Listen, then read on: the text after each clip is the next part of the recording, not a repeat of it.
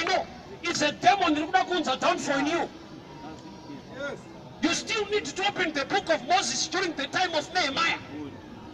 Nehemiah 13 vakafura bhuku raMoses vakaona kuti varume you remain blind even after completing the walls as long as you don't learn from Moses in the time of Nehemiah. I've learned a lot from Prophet Makandiwa and I'm still learning. Dini ina problem leo dini. And I'm sikukuza kuti dzidza kwari kana ukasiya ari kudzidza ikoko ndini. You still need to open the book of Moses during the time of Nehemiah. Nehemiah 13 vakafura bhuku raMoses vakaona kuti varume you remain blind even after completing the walls as long as you don't learn from Moses in the time of Nehemiah. I've learned a lot from Prophet Makandiwa and I'm still learning. Dini ina problem leo dini. And I'm sikukuza kuti dzidza kwari kana ukasiya ari kudzidza ikoko ndini.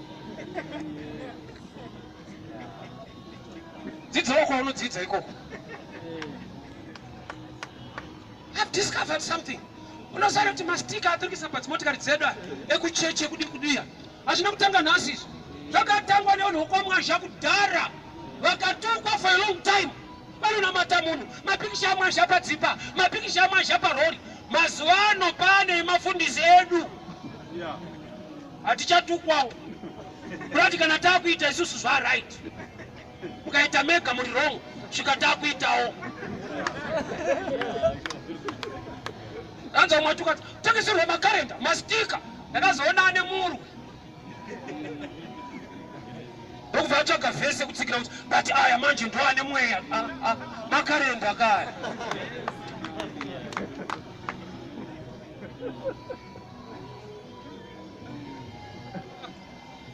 Vanoda maristerek. Vanotengesa madiski. Ndakazoona anake. Kurati kana iye akuita abachadiwa mari. Zvina Mwari. Sometimes whatever you are attacking today, it's a matter of time. You do likewise. Brundin's way. Moses hapo patime yavakwa mashingwa. But akanyora zvekuti vanhu vakazovhura mashingwa apedza kuvakwa. They can see after reading the book of Moses. That there is grace in every man of God. Zekuti ukadzidza kubva kwaari une zvimwe zvaunotenderwa naMwari kuzoona nokuti warespekta munhu asipo but waunoziva kuti anga akadanwa naMwari mubasa raMwari. Nehemiah akaignore Moses, he will die with Ammonites and Moabites inside Jerusalem. Vandaverenga pati vakatozovaburitsa paverengwa bhuku raMoses vakanzwa kuti vana vaAmoni naMoabha vadiwe kureva kuti varume during the ministry of Nehemiah mune grace to build, but you need the revelation through Moses to exclude those who are not supposed to be in the camp of Israel. Hatina kufanana isu. Vamwe ndana Nehemiah vanovaka, vamwe tinongonyora zvokuti kana vapedza kuvaka vakaverenga vanobatsirika vari mumadziro imomo. Kana ari John the Baptist akatouya haana mamiracles aanoita. Kungoenda kumvura achinyika vanhu. But tichinzwa Jesu paanouya anoti pane vese vakaberekwa nevakadzi hakuna anodarika Moses. Vaprofita vese pamarankings ekudenga the greatest is John, not Moses. Jesu not pamaheavenly rankings the greatest among all prophets of the old is John. Check life of John. Ungonyika. Wotodzipa patani muri kurova zvisingaiti. Unoziva kuti Jesu wacho ningo chamuputsa but anombomutsa munhu akafa ko. Una Elisha ishe. Akarova Jorodhani. Uyo aitoti akapinda mvura inga isingavhurika aitobhabhatidza arimo. Haana power. The secret is John. Vamwe vaprofita vese vaiprofita kuuya kwaJesu. John haana kuprofita kuuya. Akatoratidza kuti atouya.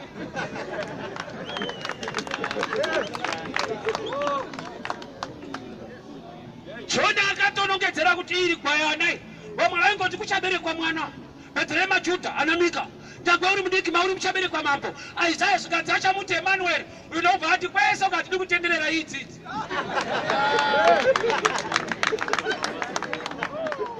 which means showing people Christ is the greatest. You can prophesy, you can do healings, but showing people Jesus is the greatest. That's why Baba rangu lichini pakatende ukamtatsi mumwechete danga rinoita pati kwete pakapora munhu. I believe in healing, but the greatest that can move the heavens is salvation. So John paari kuti iri gwayana rinobvisa zviyu zvenyika is showing people eternal life. Wese aiporesa vanhu aisustain ordinary life. Wese akasvinudza bofu aingosustaina joy yepanyika, but akati kuvanhu uyu ndiro gwayana ndiye akabvisa upofu hwepamweya, which is the greatest. So munguva yaNehemia madziro akavakwa, but vapedza kuvaka vanoti ngatitangeni kuita pati, vakati rume masvingo tavaka tada kumbovaka vanhu. There are times kuti tinoparidza zvekuti upinde yedu, but nyaya hombe ndeyekuparidza kuti uwe upindwe. Nokuti ukapinda yedu usina kupindwa pane nyaya. Greater is the one inside than the one in the world. Kureva kuti vakuru vhangeri rekuparidza kuti vanhu vapinda machechi iri simple, kungotuka kwaunobva. Impavha ari kukubira icheguma akazodai akazodai vyai kwedu kumuri kutsotswa ndakatumwa naMwari. Zvinoita kuti vanhu vajoine kwete kuti vatendeuke. Chinopa munhu kutendeuka is Christ. Kutuka magaya kutendeutse vanhu kunonakidza vanhu. Ende vanhu vangatobuda ikoko vakapinda yenyu kwete kuti vakabuda muzvinhu zvavo, kuti munhu abude musika dzake zvinoda Jesu kwete another man. So when I preach of another man, I'm winning you, not your soul. Unoti hatinzwi renyaya dzavafundisa kana iwo dzangu vanonzwa, but it's not the gospel. Why? It wins you, not the soul. Iri ratakadanirwa ndere soul winning, kwete winning the mind of man. I can win you. Bruru, uchatofuka kuti ndakadhibha kudzikamiswa naMwari. Ndakatongwara zvokuti ndikakutetera unopinda yedu. Ndifuna kani kunotaura rini? Kutamba nini?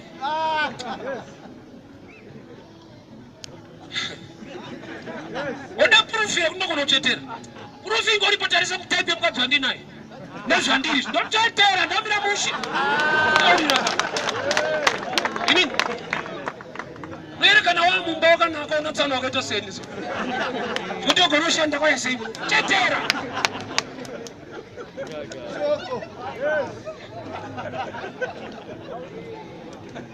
But kana takuparidza kuvanhu hatisi kupfimba kana kuti kunyenga kana kuti kuchetera. We are ministering the truth munhu weita sarudzo. Mwari akatondirambidza kukuchetera because ndokwanisa. Ende kukuchetera kuda anointing, unoda intelligence. Mungoziva kuti kwenyu muri kuitwa sei ndozva mukubatirirwa yekwedu. Wamona munhu anopfimba musikana achitaura kuproblem yemukomana warudana naye. Kuti mukomana wako asenze. Akamboba futi.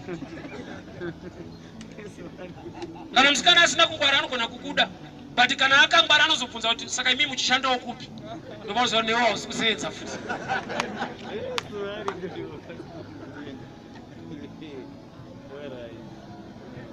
Bhuku raNehemia handiro riri kuverengwa patime yaNehemia. Chiri kushanda munguva yaNehemia is the grace to build. But to build the people, we need to open the book of Moses. When the book of Moses was opened, it was found written in the book of Moses during the time of Nehemiah. And this is what the bishop was. As long as I had to learn from others, you die with the Ammonites inside the church. Because agape wa grace dzacho, you cannot accept and appreciate. Kushika Jesu ari mwana wa Mwari, wakaenda kuna Johana akabhabhatidzwa, denga rikavhurika. Jesu wakatozandika dzanya ndikanamata, arivhurike kusvika ndapinda yaJohani. Chechi yaJohani ndo ichavhura chechi yaJesu. Jesu achitobuda mvura denga ndokubva ravhurika. Mwari vakati ndiye mwanakomana wangu wandinodisa. Denga harina kuvhurika through prayer yaJesus, rakavhurika through humility of appreciating the ministry of John. Kalokati John akafati namburwa musoro. He is the man who prepared the way for the Lord. Kona ukona paaka kona. He showed people Christ. Ilo kwaenda rinopisa zvinhu zvenyika. Kana akazonzi arasika azotaura kudii pane paaka kona. Ende paaka kona pakatinakira. Jesus is Lord. Ari kudai. Vari kudaro tazvinzwa. But pane pavanogona imboparova. Nokudinzwa. Munhu akarasika kandi yotoda kukorekta. Kureva kuti vasina kurasika ati vakorekte nekuti havakorektiki vakatorasika kudaro.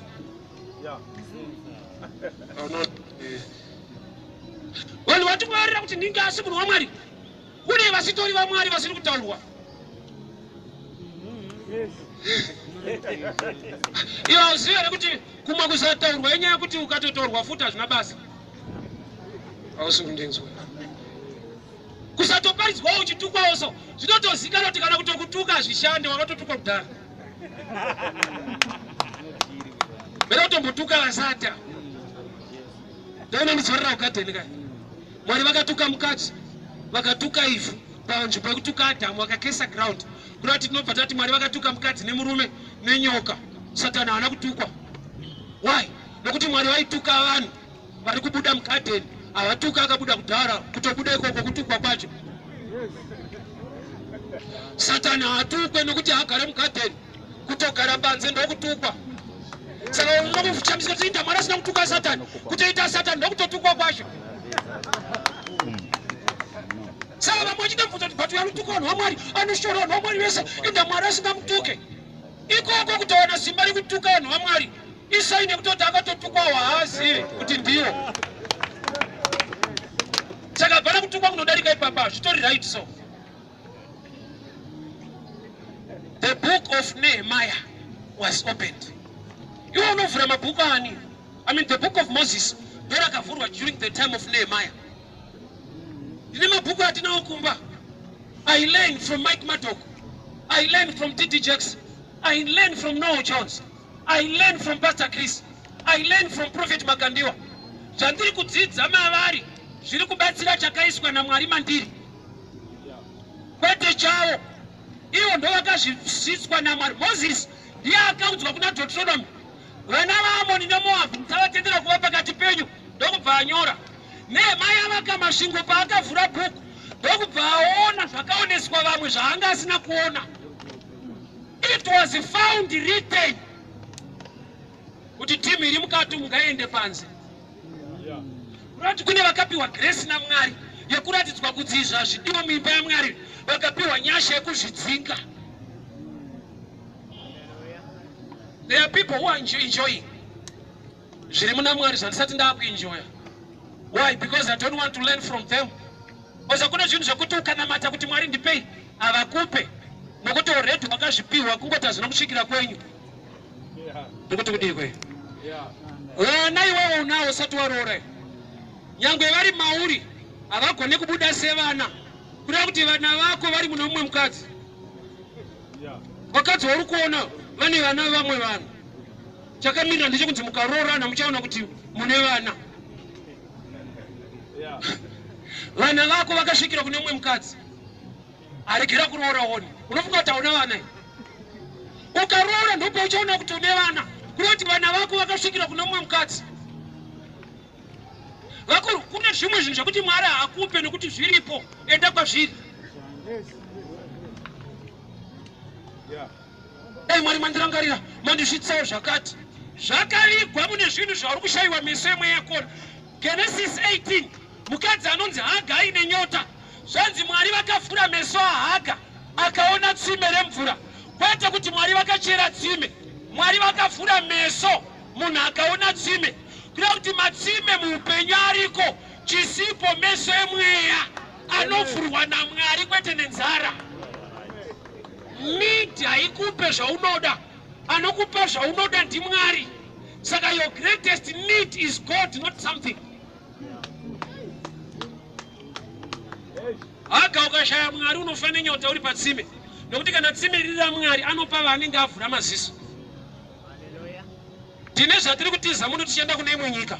Kune vari kune imwe nyika munyika vari kuzviona vari kutouya kuno kuairport kundege dzinopesana imwe ichibuda muno imwe ichimhara. Immigration izvezvi ine vanhu vairi kutsvaka vagarisa muno, iwe uda totiza muno, kune vakuda kutowedzera mazuva vari muno. Maunero Bruru wangu akambonamata akati Mwari ndipewo mukadzi child, wakati mukadzi akanaka anobva kuna Mwari ende hazvinetse Mwari kukupa mukadzi.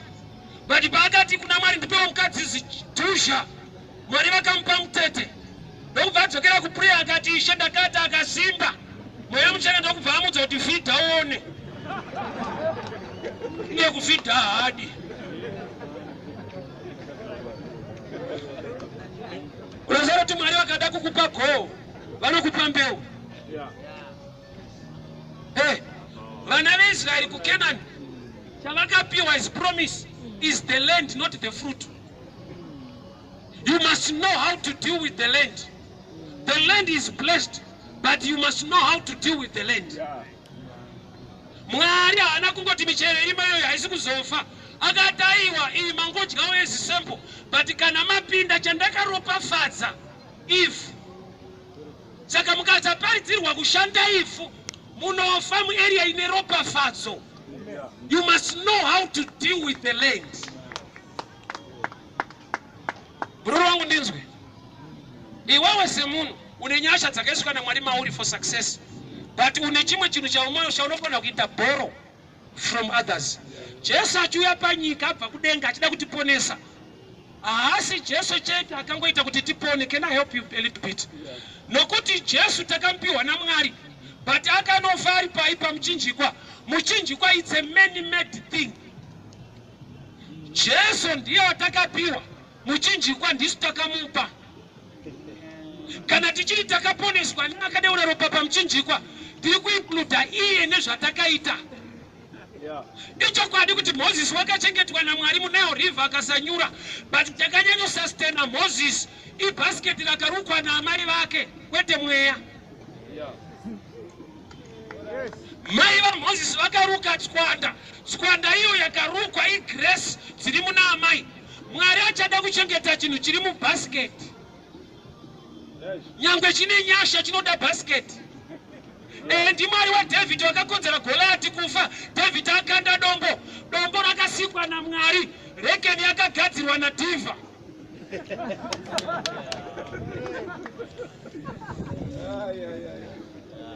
Where is the book of Moses in your life? Ndikutaura kudzidza kubva kune vamwe, nyangwe mauri makaiswa zvikuru muna Mwari. Zvikuru zvako hazvimanifeste zvega. You need to learn from others. Have a teachable spirit, Nehemiah. You can build the walls, but to eliminate those who are inside the walls, you need the revelation of Moses. Mukuru wangu mukasadzidza kubva kune vamwe, mukati menyu mamuna kumira musha, masvingo wangu mapedza kuvaka, but very soon anokolapsa nokuti makavaka and muka-include the enemy inside. Ndara kuodzana kumareni kwandobva akaudzwa kuti matsotsi anetsa, saka ngatisei mabhagila bhazi padzimba. Iye ndokubva aisawo mangwana ndokubva mumba make mabiwa futi pane mabhagila bhazi. Ndomusi wakadiscover kuti pamatsotsi ari kunetsa mumwe wacho mwana wake, saka rimwe ari kuvharira mukatimo, rei rakuroera mukati.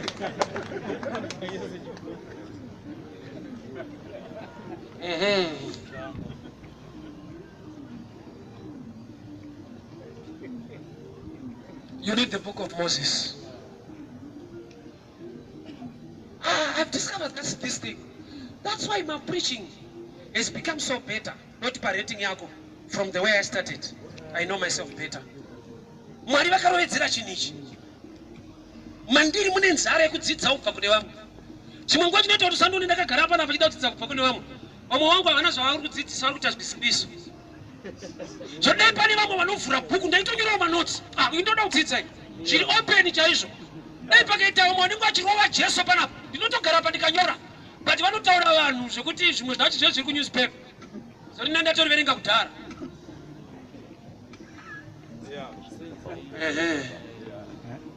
Ngatibatsirane inzwa. Kutukana kwematicha haisi imwe subject. Vana havanganyora ticha ndingoshautwa wondofunga geography haisi. Syllabus include era dzematicha, ino include zviri musyllabus racho.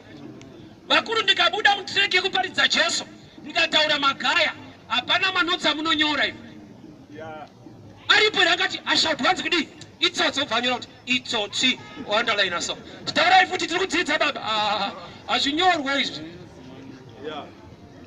chinobuilda life yako is when we read the book and you begin to see through the word of God. Edu mashoko isemphasize varume muchamainga pano ishoko raMwari nokuti ndori chakupai maonero kuti uzive kuti ningi itsotsi rikaverengwa richakupa manzwisisiro ekupa judgment according to the word. And the danger of judgment according to the word iri palevel yeword racho nokuti bhaibheri rangu rinoti musangotenda zvese. Test the spirit. Izwi rekuti test vakuru riri dangerous harina kunyorerwa munhu wese nokuti kuti uteste chinhu ndokunga uchichiziva munakiro wacho. I'll give you an example. Takatengerwa mapai murume andashanda naye aenda takatengerwa mapai nemurungu Bridgeton muna Covent Road paBP tiri kungoro tikatanga kudya mapai edu tikapedza takusvika paRotten rapa murungu ndobva paka paside zvanzi amhangirikani bodya yangu pakaya kuseri ndobva ataridza angoruma ndobva aitanga akumbuka tikakwenyana kuti arume asi pana asina kumutenda richiinda atsamwa ndobva atibvunza kuti enyu mapai ari kupi ndikati aisuti aright zvanzi akaexpire toda unoadzorera ndikati manje isusu hatomboziva kuti kana achinaka anenge ari sei kana haukundinzwewe. Which means you can only test when you know the real test. You don't test kuti zvaibva zvakamboibva ukadya here. Zvimwe zvinotokunakira nhasi imbodza inyaya yekuti zvakambonaka unobvira wazviona. I remember munhu waMwari achindipa imwe example so ndikandivhure bhuku ramatemu vakavhura raMozisi. Munhu anogera unofanira kuisa oil zvigero zvake so kuti akagera vanhu hazvirwadzi. Saka pane mumwe kuti hachaisa oil ari ngoda profit. Saka zvigero chiri kurwadza vanhu vari kuchema kuti baba kandi chiri kurwadza kuti shinga uri murume shinga uri murume. Uyu ndopakati aiwa ndauya kuzogerwa kwete kuzoshinga. Saka muchindauya akapedzisira akuluza macustom. I like that one. Rimwe bhuku randavhura I learned from others. Chinopa uyu kuti ati chiri kurwadza akambogerwa nezvisingarwadzi nokuti kana iri first time yako kugerwa unogona kufunga ndo zvazvinoita.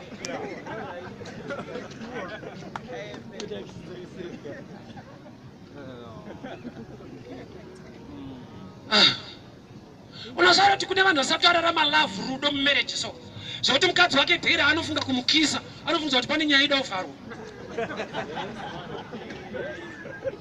Kune uchita ukabuda mumba vanokiswa iwe ukaiswa mutaipi yemarriage iyoyo wakubuda ukakiswa so unobvunza kuti indau kuzazviitwa kuna zvakadaro. Svika kumbonzwa dzimai vachiti maswera here shumba unoziva kuti pane zvaitika. Haunzoremekedza vasina chaari kutsvaka. The book of Moses rinongounza a teachable spirit. We are during the time of Nehemiah, but itapedza kuvaka by grace dzekuti grace dzekuvaka tinadzo, but kuti tichivaka vanhu vari mukati we need the grace of a certain man like Moses. You can learn to bring people as an evangelist, but you need to learn also as a pastor to shepherd people who are already inside. Varume vhangeri repanze rakasiyana neremukati. Ukaenda parengi vhangeri repanze nderekuti kuwadzana kuwadzana kuwadzana kuwadzana mamukombe havashadzi rekuwadzana dora for 2 vabereki batanidzai haubvunze uri mukombe kuti tiri kuenda kupi uri kuendwa ivhangeri repanze. Court comfort mereki court comfort hakuna kuti wagara kuti unopfuura here nekuiswa manzwa kuti kudii panze.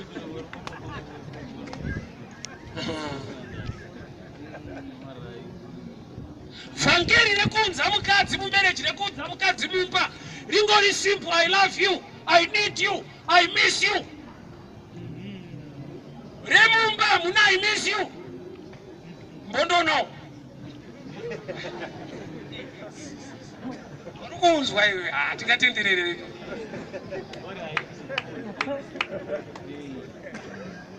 shongora mutara tichirungita kuti I miss you mukumbeze I miss you mbondonosha kuti vhangeri mukumbeze ariendi naro panzi tsano sanga nemukadzi muroti zomboti mbondonowa vanovhurwa dhoketi mukadzi anotonomangana kuti varingoti ndivaone harizvakenyaye varingoti mbondonowa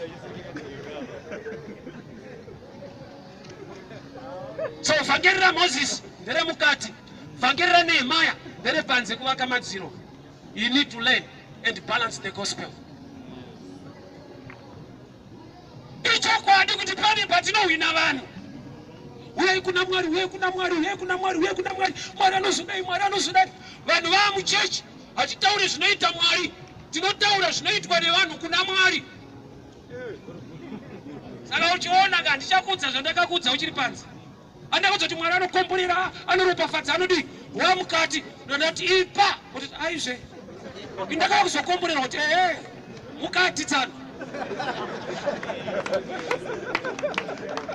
iwe chiri kudare panze zvako zvinoita aiwa pane zvaunofanirwa kuita taita kuti mubve kunze kune vanhu inyadza mukati. Are you able to open the book of Moses during the time of Nehemiah? Can you learn from others? Kuitira kuti chauri kuita chive nestrength. Nokuti strength yechinhu chauri kuita haina kungovigwa mauri chete, yakavigwa mune vamwe vane zvavakamboita. Although Moses naNehemiah vakasiyana, but mumwe nemumwe ane chine mumwe chinobatsira kuti mumwe ugone kupfuurira mberi nebasa rakaiswa maari. Naiye Jesu is the Lion of the tribe of Judah. Is also the Lamb of God. Kuti pani panonida boldness, pani panonida tenacity, pani panonida boldness kuita zvinhu. But there is a time yekuti he must stand like a lamb for him to be crucified. Yeah. Salvation, you know that the lamb side of Jesus. But preaching and doing the work of God, you know that the Lion of the tribe of Judah. You are a lion, but you must also learn from the lamb. Yeah. You are a champion, but there are things you can learn from a failure. Let me finish this statement. Jesu unosvika pakudza adzidzi vake. Kunamata kwenyu kukasadarika kwevaFarisi. Hamungapinde ushe hwaMwari. Shuwa here Jesu kukompera maKristu nemaFarisi. Jesu ari kuti vanhu vamaFarisi, but pane dzimwe dzavari kugona. Vakarasika kudaro havasi kurasika pese. Chiri kunzi naJesu dzidza ichi kuva serious. Vakarasika but mukurasika kwavo vari serious. Saka pano tine zvimwe zvandodzidza kubva kune vanotituka vari serious. Vanotituka tine zvatiri kufunda mavari kushinga. Hatye munhu daringa itsotsi saka kushinga kundokuda ndideclare kuti Jesu ndishe ndiri kukopa kubva kwavari. Mukaona mwaudza kuti handi tiri kudzidza havarasike zvese vakashinga vanotuka vanhu havatye munhu. Ndokushinga kwandoda semuvhangeri paridza Kristu with boldness. Ndokukundwa kushinga nevanhu vari kutaura vanhu iwe uchitaura Mwari.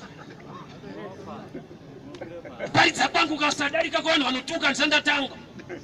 Wai vanotuka vane zvivindi. Kana vafunga kutuka rinodoka vachitaura munhu iyeyo. Ing'anga muroyi hakuna kwanoenda. Ndozvandava kuda kuti ndishe Jesu tinoenda kudenga ndiri kusvidawo. Tiri kudzidza.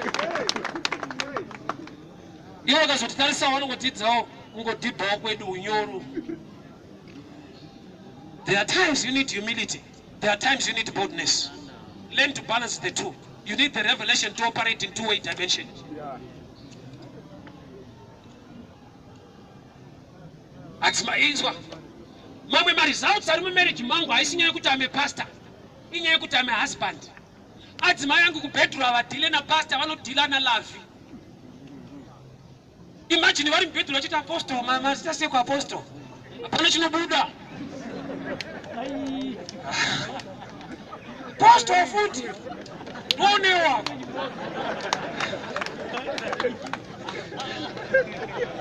onewa I like it to enjoy the word of God. Kuna madam Faro, the joy of the Lord is my strength. I see ondo. Tupamoka chema ndoba unita serious. Father, we pray for your grace and your favor.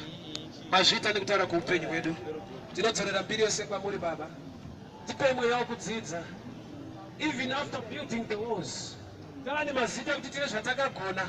Give us the grace to humble ourselves and open the book of Moses. Varanda venyu vamakadana Mwari. Vane zvamakadyara mavari. Give us the heart to learn from them. Tine zvatinogona. Asi mune vamwe baba munogonesa zvimwe zvatisingagone. A teachable spirit. A heart to learn just like Naaman. Wakadzidza kubva kumusikana webasa akapedzera apora. Ndine mamwe maronda ari mandiri Mwari. Anoda kupora nekuti ndadzidza kubva kuna varanda venyu vamakadana. Help us, Lord, to swallow our pride and to learn from others. Ndikwanise kuvhura bhuku raMoses nyangwe ndiri Nehemia. Ndigone kudzinga vana vaMoabhu nevana vaAmoni. Muzita neropa raJesu. Amen. Ini ndaitirwa mushe. Pandoparidza kudai I also learn. The word of God is like a double-edged sword. Rinocheka ikoko nekunoko. Ukona ndichiparidza rinocheka ikoko nderangu. Akandipa nini ndokwana kwana. Yeah, you can bring your offering. It's good to give towards the work of God. You give what I do. I see poverty notutuma kuparidza. Kuna anototambura kuti ndarika ataure zvakutaura. Poverty is anointing in situation. What makes a man preach is